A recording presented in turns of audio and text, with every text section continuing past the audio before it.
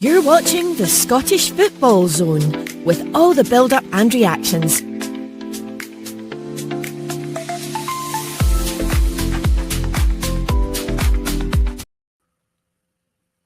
And thank you for joining us.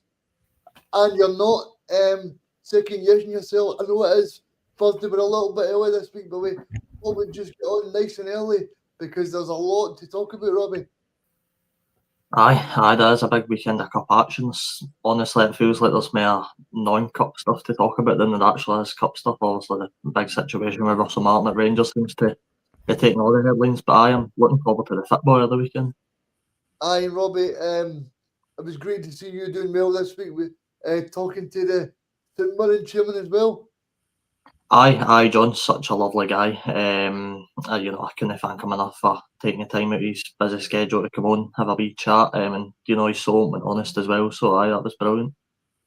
Yeah, and obviously we should probably start this podcast by saying by the title. I mean, the title says it's sink or swim time for Russell Martin, and obviously I think it definitely is because I heard yesterday that the American owners have now flown into Glasgow. Yeah, I think as in the critical stages at Ibrox, the fans aren't happy. The large majority, over 90%, you would imagine, want Russell Martin gone. They don't think he's the right man for the job. The atmosphere on Saturday, Ibrox, when they were defeated 2-0 by Hearts, was as toxic as some Rangers fans have ever seen, or Scottish football fans have ever seen at a ground. So the fans aren't happy. I think it is almost an impossible task for Russell Martin to turn it around now. But he's still in the job, and it looks like he's going to be in the dugout for their game on Saturday, the late kick-off against Hibs, where you've got to say Hibs are favourites based on Rangers' recent form and how Hibs have shown up in the big games this season. I think they've dropped more points in the league than they would like, and they'd like to be closer to the top two, but they're still very capable of going to Ibrox and getting a victory, and I think they will. I really can't see any way Rangers win the match. Of course, Rangers will be, if they turn up and play to their capabilities of the players that they've signed and the squad they've got, then of course they can win the match, but I just don't see it happening. If I had to give an early prediction, I can see Hibs advancing to Hampden for the League Cup semis and Russell Martin losing his job, because I think the league is all but gone. I know it's very early, but Football Meets Data on X gives Rangers a 7% chance of winning the league, which is very low already. And if Russell Martin was to lose out on the chance to win the League Cup as well, you could argue that's two of the three trophies already gone. Couple that with the fact he didn't qualify for the Champions League, and okay, the odds were stacked against his favour with a tough draw like Club Brugge, but the manner they went out, it's been a car crash since Russell Martin came in, and I really don't see him seeing past this weekend if they don't get a victory at Ibrox, and I don't see them getting a victory at Ibrox. So I think he will get his marching orders if they lose to Hibs on Saturday night. Yeah, I mean, Robbie, because of the sink or swim thing, that's in reference to Rangers doing a hill and going swimming. Now, I want to ask you a question on that, because do you think it's been blown out of proportion, or do you think, like, genuinely this is something that the Rangers done years ago? Because I'm sure clubs done things, but it probably wasn't going up a hill. It was probably drinking sessions and talking to the players or whatever. But so, do you think maybe the media have just blown out of proportion, or do you think it's social media, or do you think it's the fact that a lot of Rangers fans are not buying into it? Or do you, I just wonder why, in terms of why you guys actually think of this situation?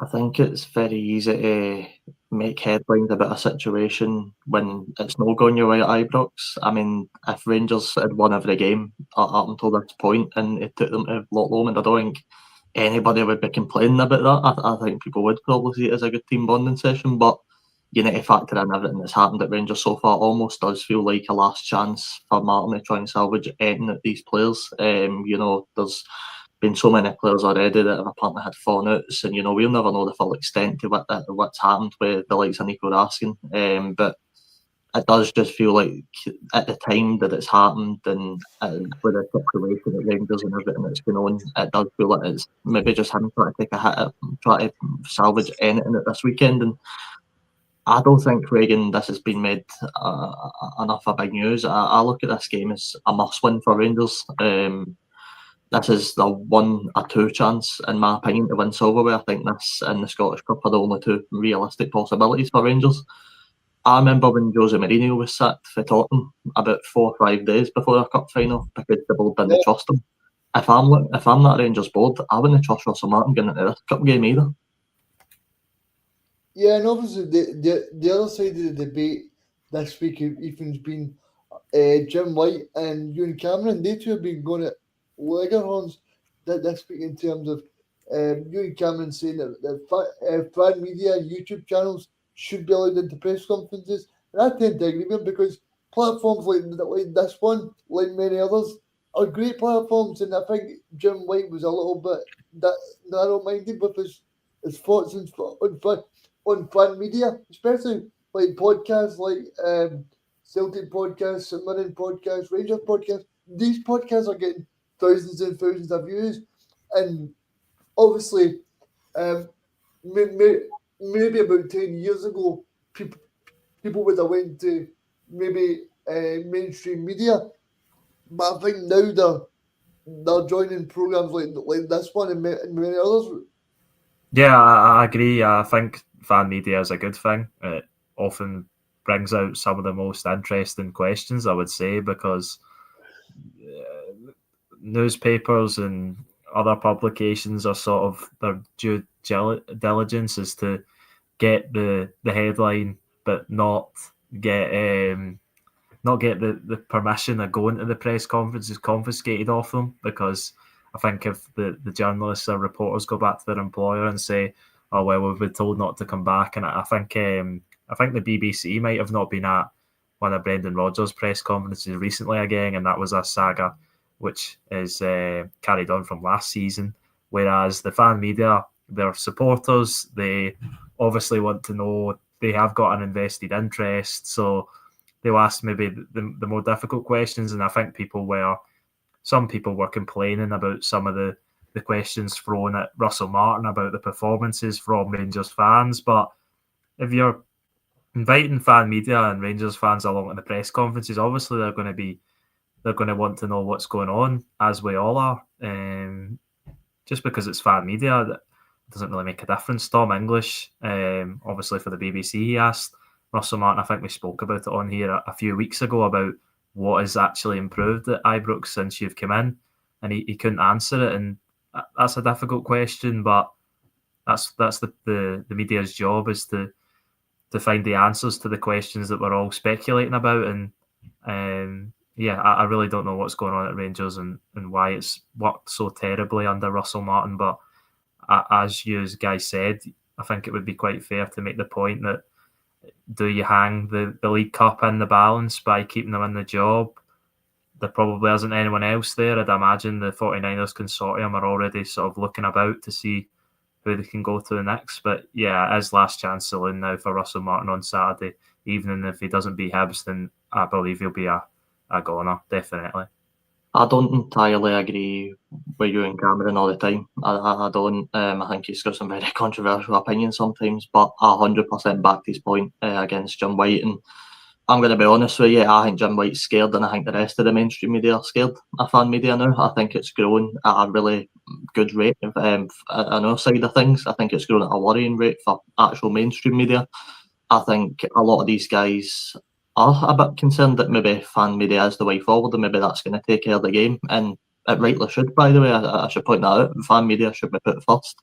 We know more about our football clubs than any Jim White, any talk sport host will ever know about our clubs. So we deserve to be put first in line to ask the big questions, and we should be able to ask the big questions. Why should Russell Martin not be asked about his performances? Why should Brendan Rodgers nobody asked about the rat that seems to be inside Celtic Park right now that's leaking team information.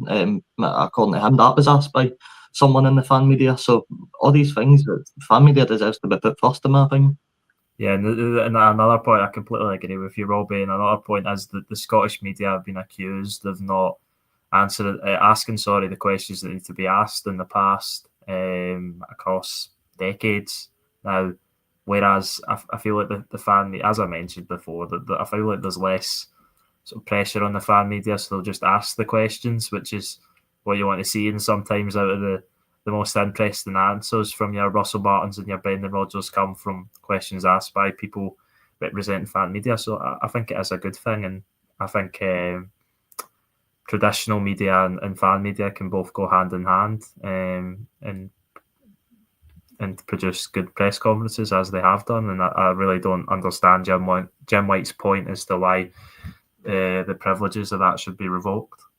And I don't think it really helps Jim White, the fact that he's, I'm not going to say he's slagging the fan media, but he's been negative towards it, because that then puts a bad name on fan media. And I think there's a lot of good fan media that do a lot of great work. He's completely dismissing fan media, using air quotes to try and, wind up the fan media. It's ridiculous. I really don't get it. Ewan Cameron's been spot on with every point he's made. The fans should be put first in every single situation. Just because the mainstream are too scared to ask the big questions that everybody wants to know, the fans deserve to go in there and deserve to know answers to what's going on at their club. Whether it's Celtic, Rangers, Sunderland, Hibs, Hearts, anybody. The fans deserve to go in there and ask the big questions. Just a last point in this, because we have spoke about it for quite a while now, but I think as well, it's not as if it's just most of the time the fans going in are qualified in some sort of term to be there, whether it be a degree or practice in journalism or reporting or broadcasting. It's not just random fans that they're throwing in. The people are often qualified. So yeah, I don't really understand Jim White's point, as I've mentioned before, and yeah, I don't agree with it at all. So in terms of Russel Martin, then, guys, how do you see this ending, and who would you think would possibly replace him? Stephen Robinson. Genuinely, no part of me ever wants him to take the Rangers job, but I think they will offer him, because there's no way. I don't think. I'm seeing David Ancelotti's name pop back up, but I don't think there's any chance they can go for another sort of outside manager. I think the Rangers board need to look at the next appointment as being close to home. Derek McInnes last season would have been last season or the season before, when he was on a good run, would have been a good appointment for Rangers. I think they need to stick close to home, and sadly for us, I think it will be Robinson that takes the job.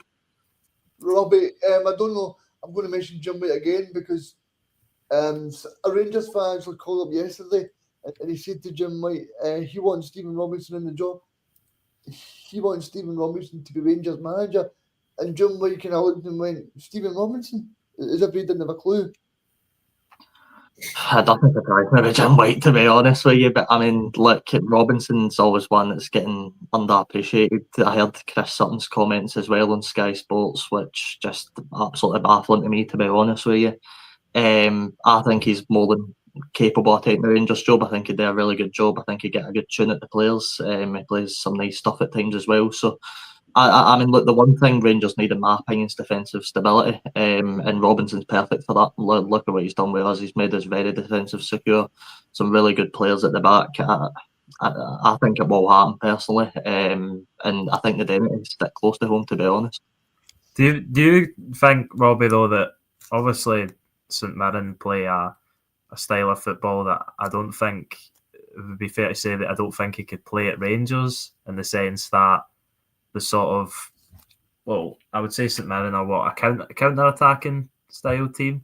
Do you think the Rangers fans would be happy to see that style of football? Because I think it could definitely be successful, but I think there's always a stigma that Celtic and Rangers need to play a certain way, where they dominate the ball, they have the most chances, they have most of the play and stuff like that. But do you think the Rangers, well, I think I'm answering my own question, because I think the Rangers fans would take any success at the moment.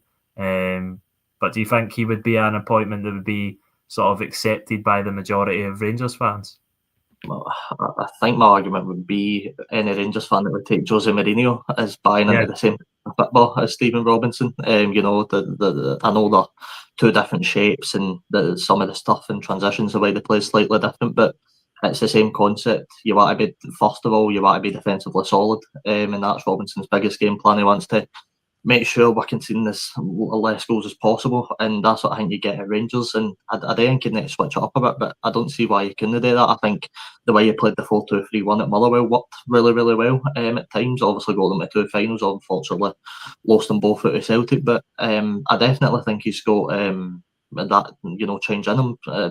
You look at Derek McInnes at Hearts, he had to slightly change his shape for Kilmarnock, and you've got to say he's done it well so far. So I don't know, but Rangers fans could go, nah, we don't want Robinson, we want an attacking-minded coach. But again, I go back to Russell Martin, he's an attacking-minded coach, and yet his style's not working at all. So, you know, that would be my argument. I don't want Robinson to take the job, I want him to stay at the club as long as possible. But I think if you're Rangers, you probably want to look for an appointment that's closer to home.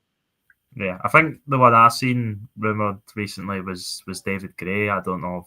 I think it was one of the quite reliable Rangers sources that reported, I think, that David Gray, and there was something to do with David Gray. So that could be something. But yeah, I think looking closer to home could be the right idea, because since they've been promoted back to the Premiership, have they brought in, unless tell me if I'm forgetting someone, but have they brought in any other sort of active manager in the Premiership? No, I think so. No, that I can think of now. So that might be what they're missing. Someone who, because that's where they're struggling ultimately. It's not getting up for the big games. You've seen them against Celtic, and I fully expected it that they would turn up, and I know Celtic aren't in great shakes either, but they would turn up and give Celtic a game despite being terrible in every other domestic game, pretty much. But that's the problem. Where the problem lies, the bread and butter, the games they should be winning, where they've got a much better squad, they've got a much more expensive squad, and they can't do the job. Whereas if you get someone like a Stephen Robinson or a David Gray, that they know how to work their way around Scottish football, and that could benefit Rangers massively. Do you think Barry would go back in for the job? Yeah, I think if he got offered it, I think he would. I feel like that ship might have sailed though. I think he should have got the job in the first place, to be honest with you guys, because if you're going to give Russell Martin the autonomy to bring in people like Chetamini, who's £8 million, I mean, but Barry would have brought in people like Shankland, Josh Mulligan, people like that who are tried and tested at this level. But I mean, to spend £8 million on a guy that's not scored a goal for 3 years, it's just beyond a little bit weird for me, because I just feel like surely you spend that money on a player that you feel has got the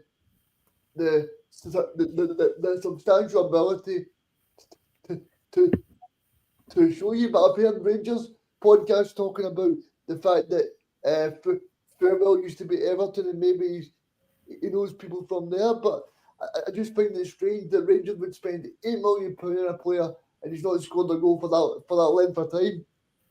Well, Barry did say he had these players on his shortlist. He said that himself. I can't remember the exact three. I know Shankland and I think Mulligan was still one of the other ones. He said Gogic as well. Gogic, I mean, I don't think they'd be bad signings for Rangers in my opinion. You know, I think some Rangers fans would probably look at like Gogic and go, "Why are we signing this guy?" But he's a defensive rock at the back. You know, it's what Rangers need. He's great, Robbie. I suppose the thing we should probably speak about is how good that we think David Gracie could get on Saturday. I mean, they've got so many attacking threats, guys. Yeah, exactly. They started the season well, but I think that the overall consensus at Hibs is the fans are really happy with David Gray, and they're delighted he was obviously able to turn it around this season. They done well in European competition in the qualifiers, but in the Premiership they've dropped maybe a little bit more points than they would like. But I think all will be forgotten if they can go to Ibrox and get a big win to put them in send them to Hampden. I think was the rest. When was the last time they were at Hampden? Was that the time where they beat Rangers in the semi-final and went to the final? Was that last time they were at Hampden? Yeah, I think so. I think Aye. you're right. Unless I'm forgetting, but that's quite a while ago because that was But just maybe Steven Gerrard. there maybe was another semi-final in there at some point, but I can't remember. Even do you not think this is a bit a strange game though? I'm looking at Hibs, and the one I think problem for them this season so far has probably been they're leaking quite a few goals in games. Now pair that up with Rangers, who can't seem to score a goal right now. I really don't see how this game's going to go. It's going to be quite an interesting watch. Yeah, I think so. Rangers just look really poor on both ends. They look like they can't create a sustained level of attacks. They can't defend. The other team looks like they're going to score every time they go forward almost. And Hibs are one of the best attacking forces in the league, I would say. So I really can't see a world where Rangers keep Hibs out. I think Hibs will score at least one goal, and with the point you just made, maybe Rangers will get a goal as well. So it could be an entertaining game. It'll be a really interesting one to see how the atmosphere will be. You'd imagine pretty toxic. If it doesn't start well, then they're going to be on Russell Martin's back instantly.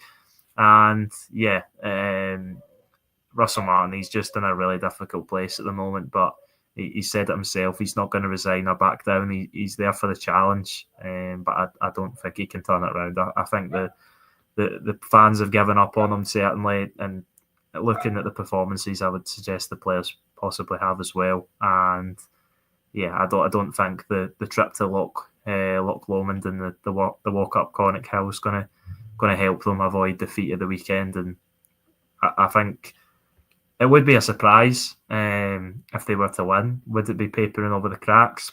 Probably.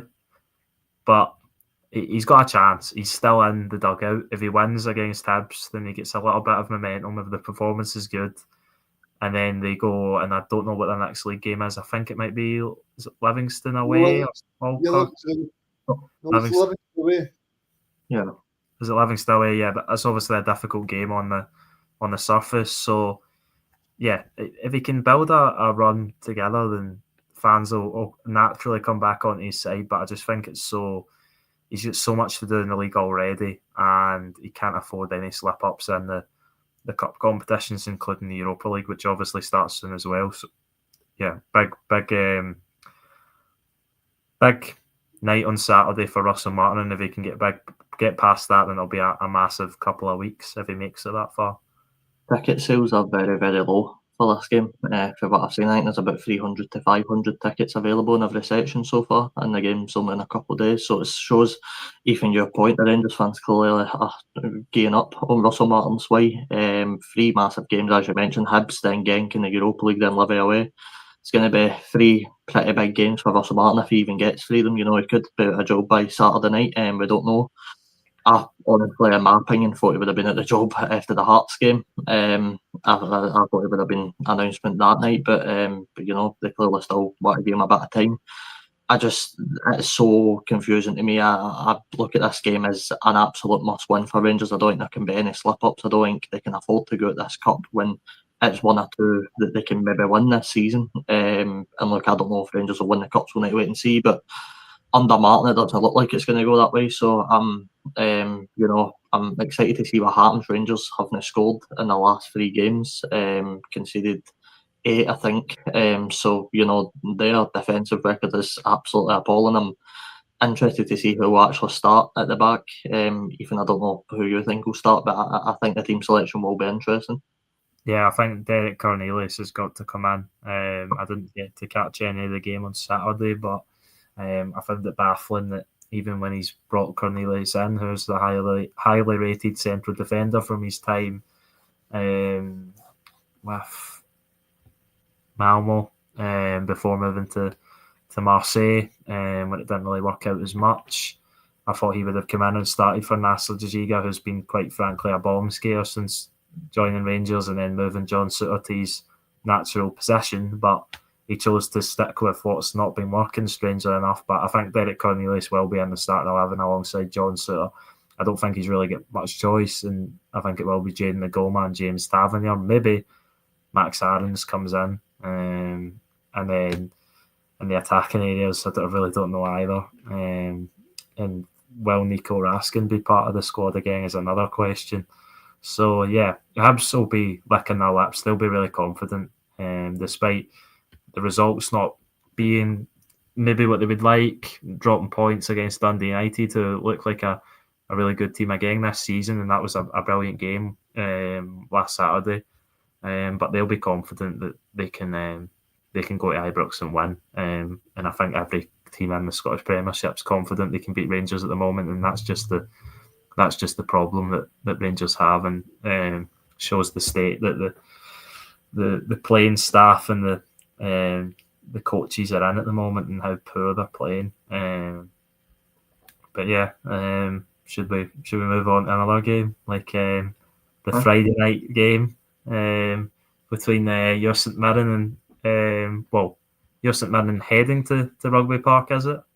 Aye, away to Rugby Park. I'm slightly nervous, and I'm not gonna lie, I was a bit confident earlier in the week, but as times went on, of course, you start to build a bit of nerves. I'm excited. I think we're probably best equipped to go on a cup run this season. I think the squad looks in really good shape. Robinson saying earlier in his press conference that Marcus Fraser will be missing the game, which is obviously a bit unfortunate news. He's probably been one of our most consistent defenders over the last couple of years, so to miss him is a big miss. But I said it earlier, I think it shows how well we've done in terms of recruitment when we can look at King, who's come in obviously for Jamaica, and he just slots right in the same position and does a good enough job. So I'm excited for the game. I think I'm under no illusions Kilmarnock pose a lot of threats. Even obviously you watched them against Celtic. They looked all right at points actually. I thought they were very heavy in attack at points, which I think the Kelly fans probably enjoyed watching. But I'm excited to see how that compares to this game, because it will be a different feel. It'll be a Friday night, a big crowd. I expect it to be a different type of game, so I'm looking forward to it. Yeah, it's one that I'm looking at, and it could really go either way. It is a really tough one to call. Kelly, obviously, home advantage. They've started the season well, undefeated. Well, they were undefeated going into the weekend, and then obviously they get that penalty, which I think most people are in agreement was never a penalty, to lose to Celtic in the final minutes. But and St Mirren have started the season well. Also, they got their first league win last weekend. Obviously, knocked Hearts out of the cup, which was a massive win early in the season for Stephen Robinson. Their only defeat comes at Celtic Park. So, two teams that have been really hard to beat this season so far. But one of them's going to have to go. But I think both of them will be looking at it if they can get to Hampden, and I feel like it really is any team's competition, because and I thought this maybe before the season started. I actually tipped the Jambos to win the League Cup, because I just thought Celtic and Rangers would start the season slowly.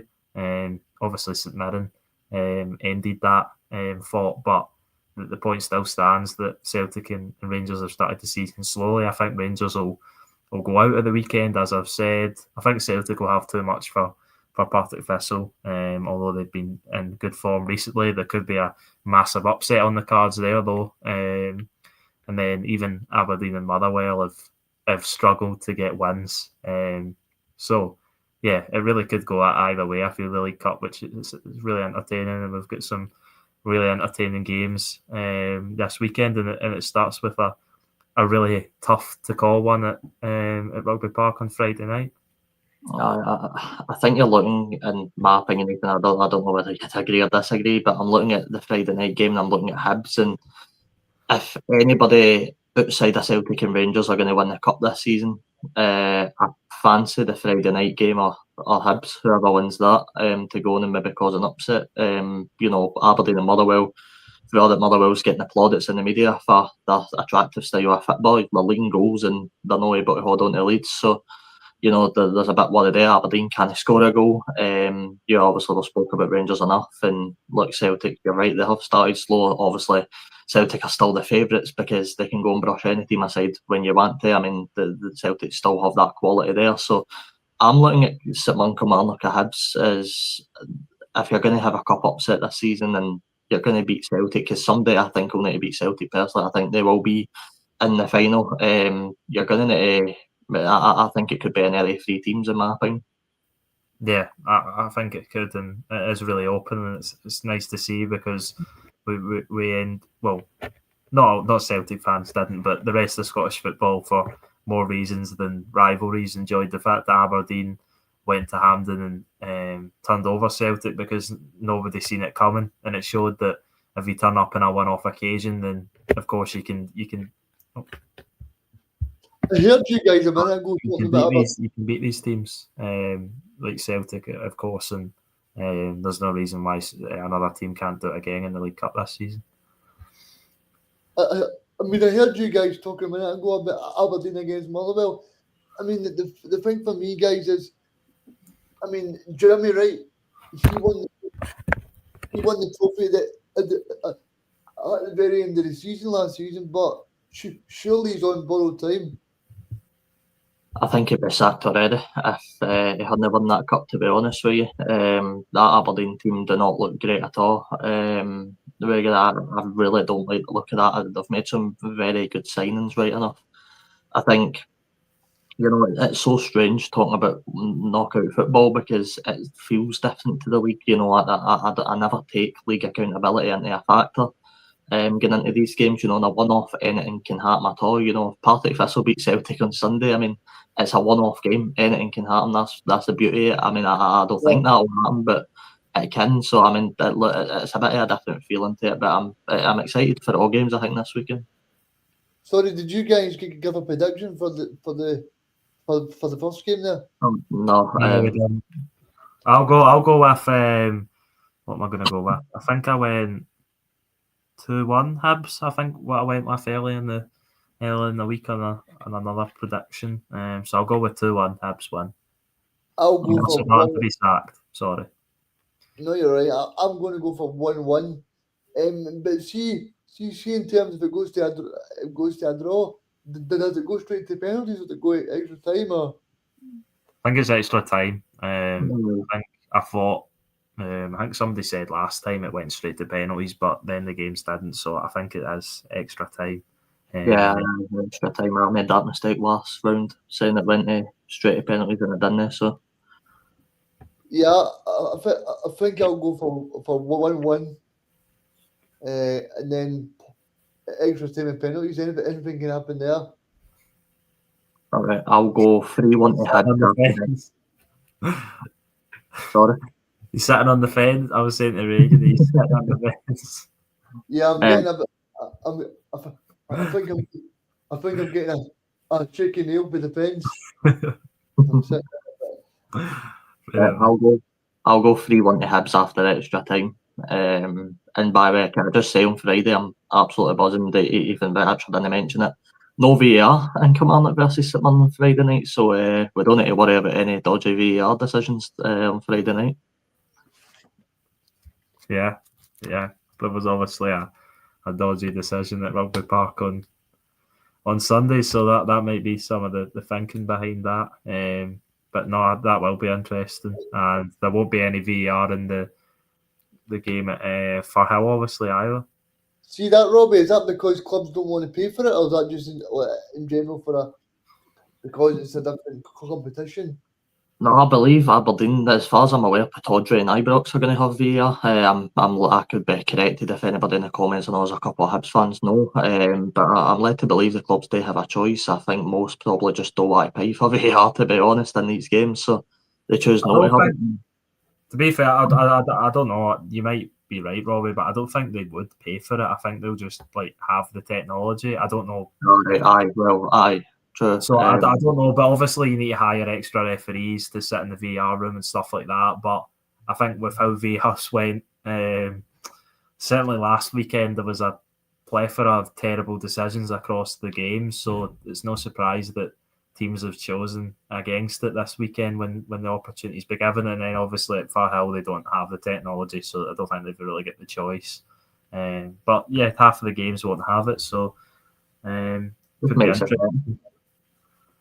It does just make the game a lot better. I mean, you're seeing it in the Championship with St Johnstone's goal at the weekend. The score later on, the boy runs back for an offside position, and the line will know straight away he's no offside. So I mean, the stuff like that just makes the game better. It'll be a much more entertaining game. You don't need to worry about the VAR getting intervened in the game and wasting a lot of time. I mean, I think that's my biggest problem with Reagan is the amount of time that it wastes in a game. The amount of time it takes to check these decisions. It completely takes any momentum out of these games. So I'm excited to watch a game without it.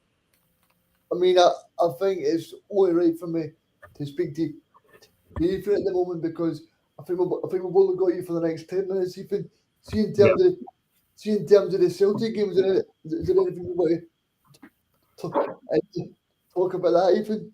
I think it should be fairly routine for Celtic. I know Mark Wilson has got Partick Thistle playing pretty well in the Championship recently, and I do think they could cause Celtic a few problems, but I think Celtic should be a pretty standard win for Celtic. I don't think it'll be really comfortable, but I think there was an improvement certainly on Sunday. I know a lot of Celtic fans and other Scottish football fans are saying that Celtic were the same old dross that they've been recently, but I thought it was better, and they probably should have been more in front than they were when Kilmarnock had that late push in the game. They got that deserved equaliser, Kilmarnock, for David Watson, who I thought was one of the standouts across the whole game, along with Sebastian Tanecki, who obviously got man of the match.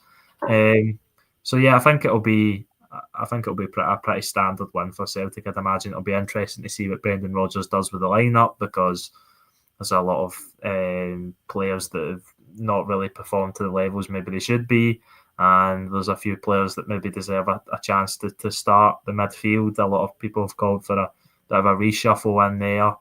Michelangelo Balikwisha doesn't look comfortable playing on that right wing. He was pretty poor at the weekend off the back of being pretty poor at Ibrox, and I'll give him the benefit of the doubt because he has a left winger playing on the right wing because of Celtic's lack of planning, as we've touched on a number of times. Maybe Kelechi Iheanacho gets a start after his goal, although I didn't think he looked too sharp when he came off the bench. So yeah, it'll be really interesting to see how Brendan Rodgers lines up his team. It'll be really interesting to see if Mark Wilson can cause an all-time upset to couple at the Queen's Park's win over Rangers last season. Ethan, sorry, if I can just ask Ethan a question about Celtic. I seen you and Cameron. So I was just saying, I seen you and Cameron ask Chris Toll this question on the pin two shots at the day.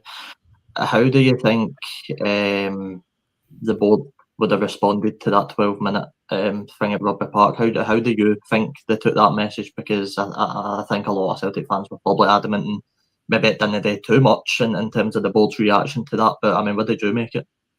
Yeah, I don't think it does all too much. I think it does something. And I think the banners and the chants do put a little bit of pressure on the board. But at the end of the day, I don't really see it switching the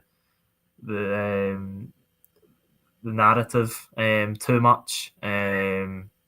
So yeah, I still think the board will be pretty comfortable, and I know they've been under a lot of pressure. But yeah, I still see them being pretty comfortable.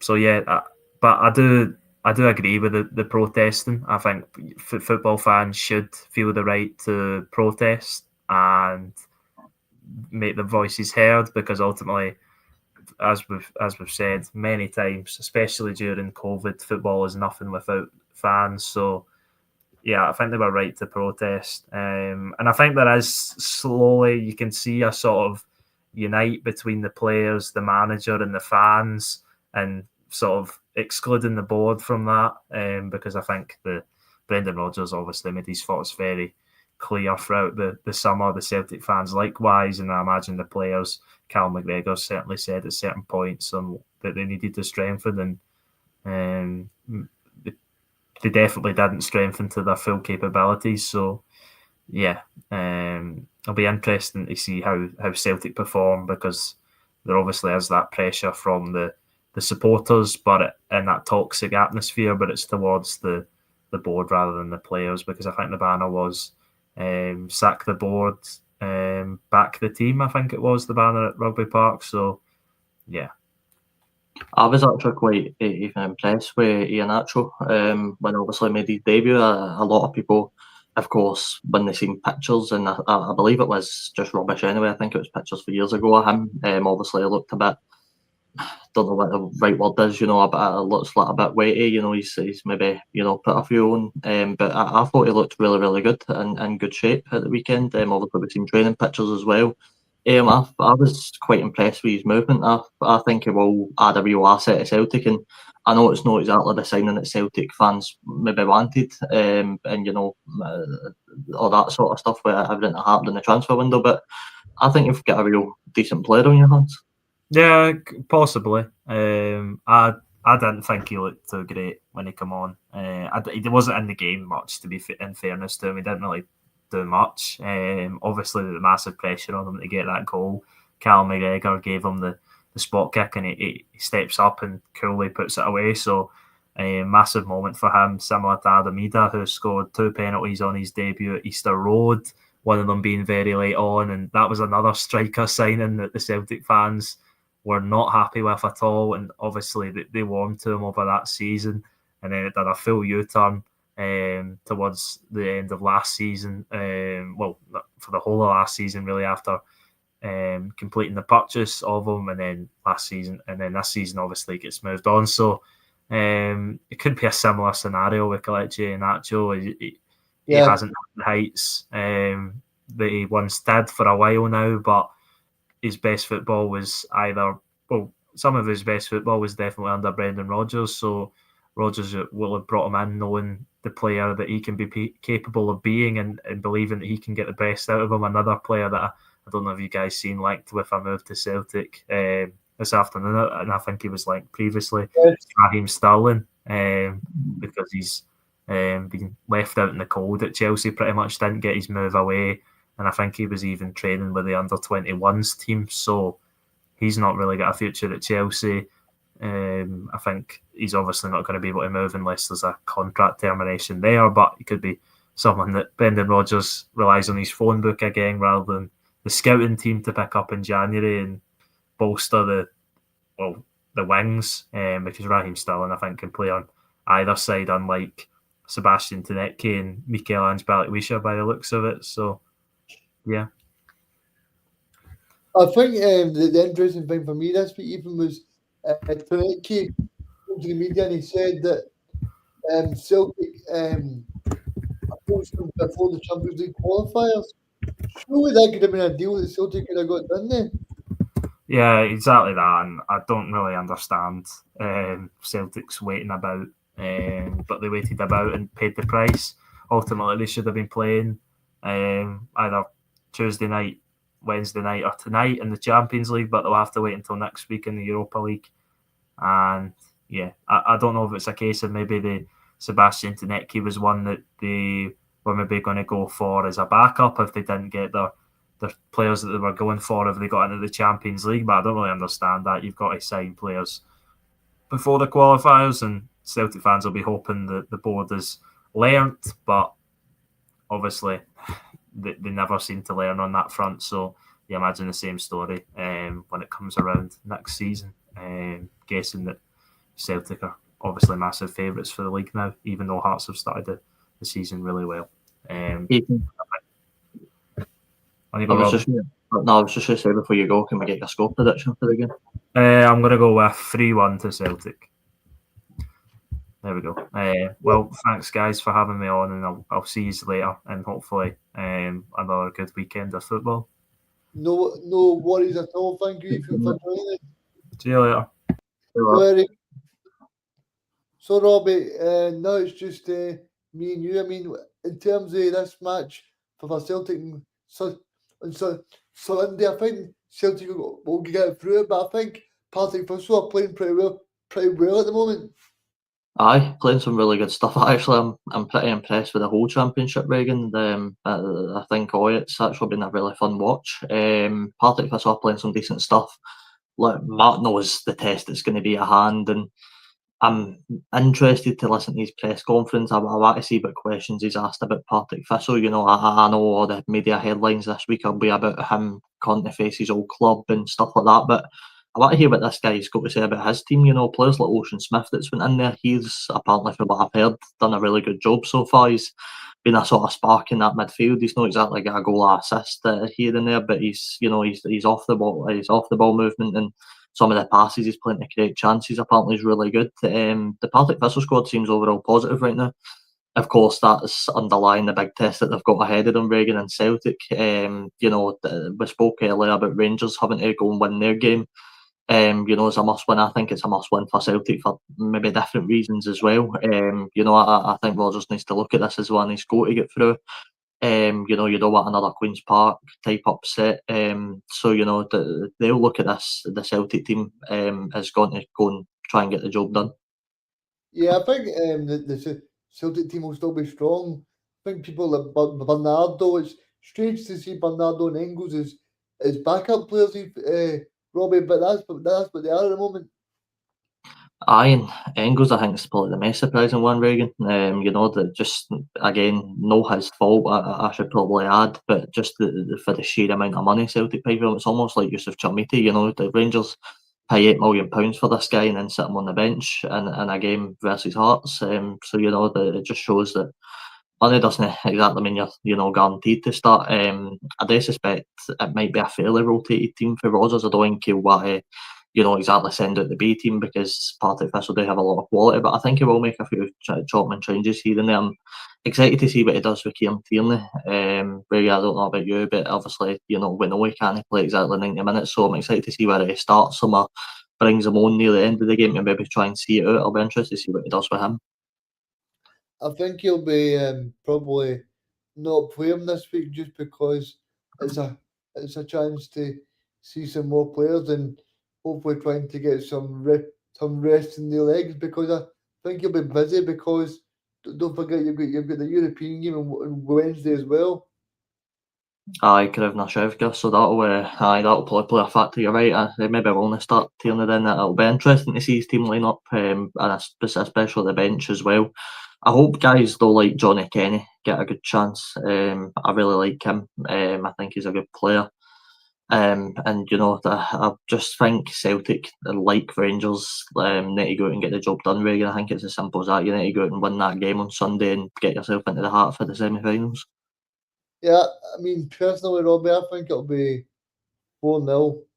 I don't know about you. I think Partick Thistle will do well. Maybe the opening half an hour, but I think when Celtic score, they'll just score a few goals, and I think Partick Thistle will put up a fight. But I think genuinely Celtic will just do what they're doing, especially in Scotland. Aye, I agree with you. I think the first half an hour is probably when you'll see the best of Thistle. Celtic will try and maybe find a way into the game a bit. But you're right, once Celtic get that first goal, it's hard to come back for that. And I agree with you. I'll go 3-0 Celtic in this one. I think they'll go through. And by the way, I should add for this Kilmarnock St Mirren game, I'll go one each and St Mirren to take it on penalties. Yeah, I mean, Robert, we should probably talk about that match a little bit. I mean, I've been impressed with St Mirren so far. I didn't see much of the Falkirk St Mirren game because I was watching other matches, but talk to us a bit about St Mirren this season. I think they've been pretty impressive. Aye, well, I hope people out there listen to me more than they do Chris Sutton because I think he painted, in my opinion, the complete wrong picture of how we've been this season. He tries to describe us as this counter-attacking, sitting back defensively team, almost like we used to see with Livingston. I don't think that's us at all, to be honest with you. I think we play very direct and, we've got the tools to do that. Man, John Young up there, absolutely superb. I love them. But we're better than that, we use our wing backs to advantage. They have probably the biggest job on the pitch to do over the 90 minutes. They need to be so high up and then get back into the defensive shape all the time. The back three is superb. I mean, look, Riga, I could speak so highly of us, but I just think it's been a great start overall. You know, we've got that first win in the league under our belt. We're through in the cup, obviously putting out Hearts. We've drawn a good few games, which is probably maybe a positive, to be honest with you. We've had seasons where we've not really drawn much. It's either been a win or a loss. So to pick up these points, it'll be crucial come the end of the season if we're wanting to get back into the top six. And once again, you know, the squad depth has shown immensely. I mean, I was speaking to Ethan earlier that Marcus Fraser's missing for the game with an ankle injury.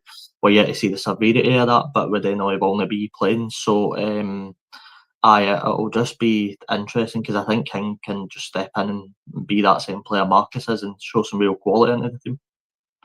Yeah, I mean, obviously the other matches this weekend as well is Aberdeen and Motherwell.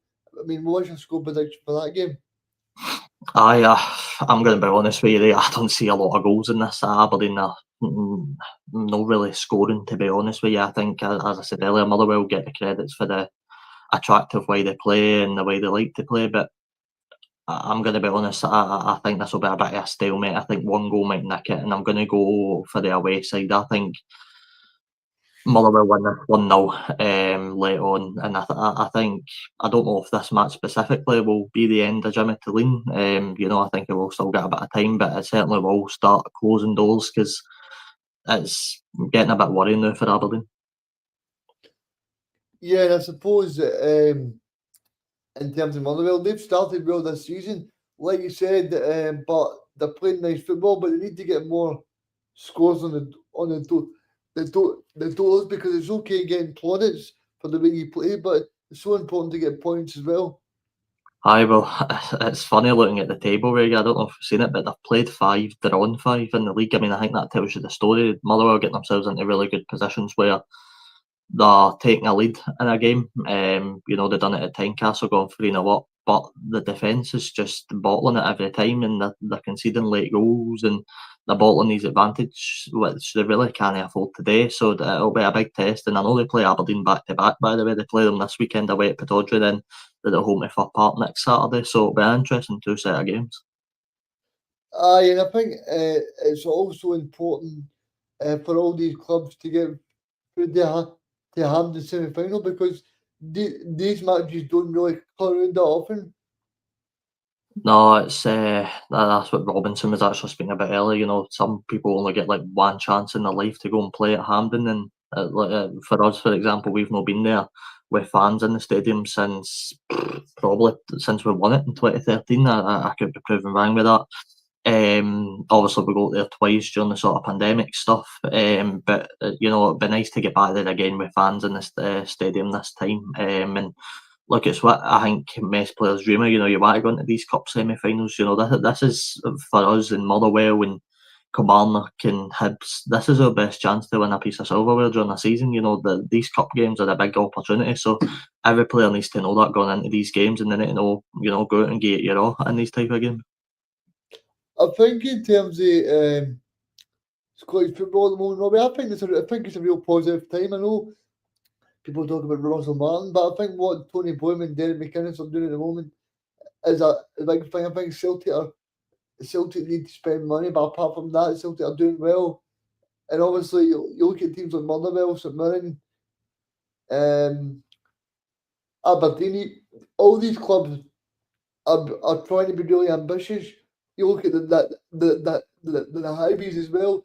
They spent over £1 million on a player this summer as well. So there's a lot of positives. I think there's a lot of positives in the overall game. You know, you look after the pitch, clubs are starting to improve. You're seeing a lot more, you know, teams doing a lot more charity work. You know, they're putting on a lot more events. You know, the game's overall grown. And that's not just in men's football, by the way, women's football slowly improving as well. In all aspects of that. So it seems like just the Scottish game in general, Reagan's just getting so good. And you know, I don't want to keep talking about this too much, but you bring it back to the fan media point. The fan media's grown stronger. It's in a positive way, by the way, should I add. It's you know, there's more voices like us, Reagan, that are getting out there, making their points clear, and it's just brilliant to see. The game's grown so much.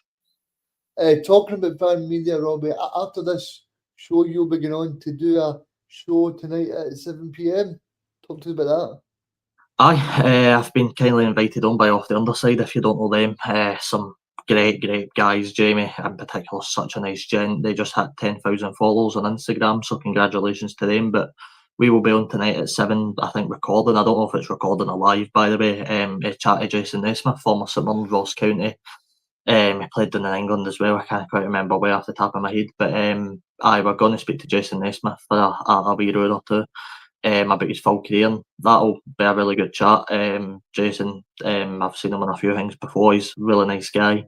So I'm excited to talk about obviously specifically his time at St Mirren for me, Reagan. It'll be nice to touch on that. He's obviously played with John McGinn and etc. So it'll be nice to hear about that sort of stuff. But it'll either be live at 7 tonight or it'll be out tomorrow, I think. I think it's important for me, probably just before we go, who do you expect to be in the semi-final? So we're talking about the 4 clubs that you think will be in the semi-final, Robbie. Do you want me to give you who I think will play each other as well? Yes, you can tell us that, but I just want to know who's going to be in the semi. Yeah, but tell us who could play as well. Yeah, that's fine. So I think St Mirren will play Hibs in the first semi-final, and I think Celtic will play Motherwell in the second semi-final. Interesting. What about you, Reagan? I think Celtic, Hibs, St Mirren, and Aberdeen. All right, I like it. It's good fixtures. Celtic, Hibs, St Mirren, Aberdeen. So yeah, it's been a great chat, Robbie. Is there anything else you want to touch on in terms of this weekend? No, just I mean, look, any fans out there listening, good luck with your team. Look, cup football is always exciting. It's a good weekend. You know, you get to enjoy some good knockout, good moments. You know, some of the best moments in our games came through the cup competitions. So I hope you enjoy, especially if you're travelling to Rugby Park. By the way, 1,800 plus fans making the journey. I hope you enjoy that. And it'll just be a brilliant weekend of football. And Robbie, we've just we're managing to get so close to 40 subscribers so far, but we've only been on for a few weeks. So please make sure you go on and you press that subscribe button to the Scottish Football Zone on YouTube. It'll take you 2 minutes. So we would all appreciate if you could please subscribe.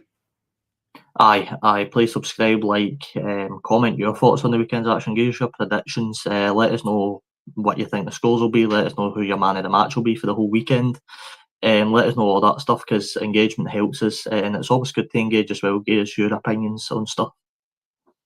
Aye, and I think just a final thing, Robbie, I think I just wanted to touch on as well that in terms of Scottish football, but I mean, Scotland's got 2 big matches very, very soon as well, and I'm just hoping that we can get to the USA and Mexico.